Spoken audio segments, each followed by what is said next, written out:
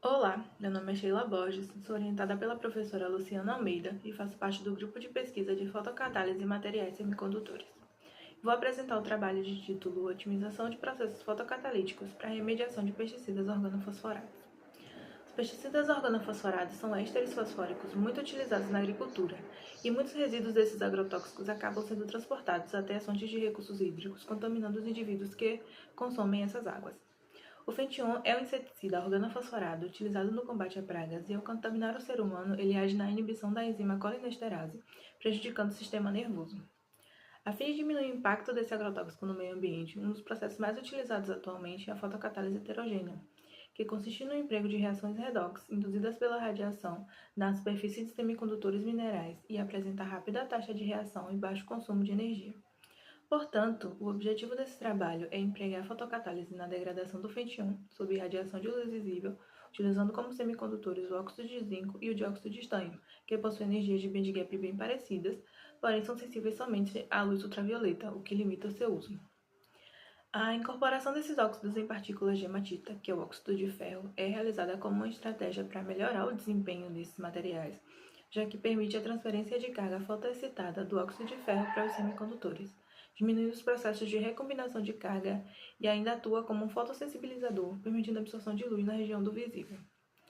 A síntese dos fotocatalisadores foi realizada pelo método Pechini, que se baseia na reação de poliesterificação entre um complexo metálico que tem o ácido cítrico como quelante e o etileno glicol, formando um polímero que, após a calcinação, formou os óxidos com coloração terrosa devido à incorporação do óxido de ferro.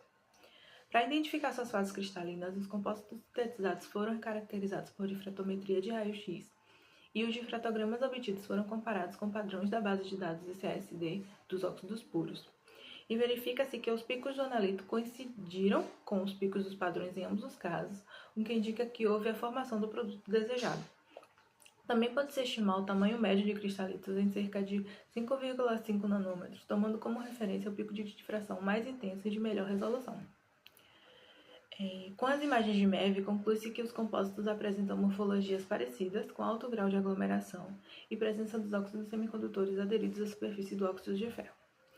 Pelos espectros de absorção, observa-se que ambas as amostras apresentam uma intensa absorção na região ultravioleta e, apesar de ser com menos intensidade, os materiais são capazes de absorver em uma região do visível.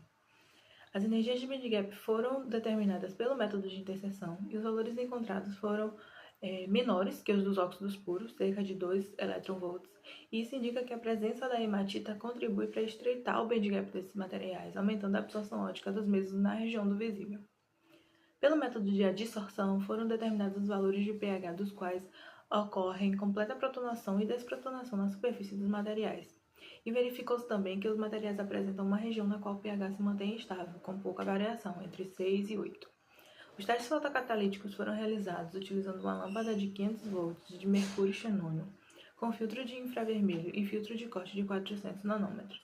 O peróxido de hidrogênio foi utilizado como oxidante auxiliar e a degradação foi acompanhada por cromatografia líquida de alta eficiência.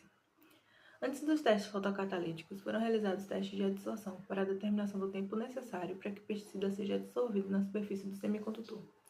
Esses tempos variam entre 40 e 60 minutos, de acordo com os diferentes pHs.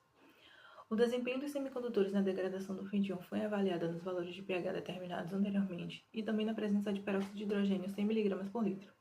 E o único sistema que se mostrou eficiente foi utilizando o compósito com estanho em meio ácido com adição do peróxido. Utilizando o melhor semicondutor, então, buscou-se otimizar o sistema reacional, variando a concentração de peróxido até a obtenção de uma velocidade de reação satisfatória, resultando no sistema otimizado com peróxido de hidrogênio 200 mg por litro em pH 4, com constante de velocidade igual a 1,31 vezes 10 a menos 2, minuto menos 1, e taxa de degradação de 90,9%. Nessa condição otimizada, foram realizados também um teste no escuro e um teste sob radiação, sem a presença do semicondutor, verificando que o sistema mais eficiente é, de fato, pelo processo de fotocatálise. Conclui-se, então, que os compostos sintetizados apresentam morfologias parecidas, com alto grau de aglomeração e sensíveis à luz visível.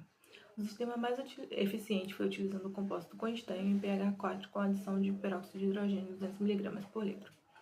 Para os próximos passos da pesquisa, o objetivo é se investigar outros parâmetros, como variar a massa do fotocatalisador, a intensidade de radiação incidida e avaliar o persulfato de potássio como oxidante auxiliar.